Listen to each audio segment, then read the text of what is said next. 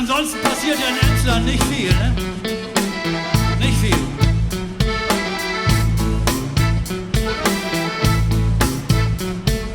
Montag, to Husbein, nix passiert.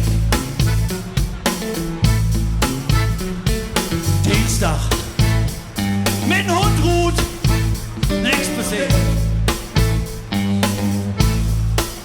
Und dann Samstag, Schützenfest, zu viel Bier, zu viel Korn, Sünder, Dickkopf, Montag, wer von vorn, nix passiert. Nix passiert. Mittelweg, da Tante Erna hin, nix passiert.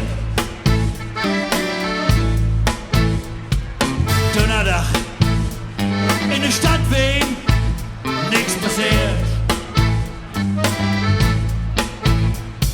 Samstag, Familienfest, zu viel Bier, zu viel Korn, Sünder, Dickkopf, Montag, wer von vorn, nix passiert.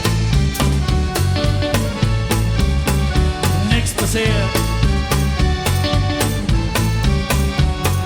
Freitag, an Baggersee, nix passiert.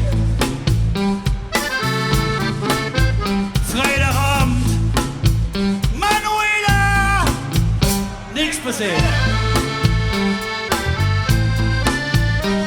Samstag, Hinterball, zu viel Bier, zu viel Korn, Sünder, Dickkopf, und Montag, wer von vorn, nix passiert.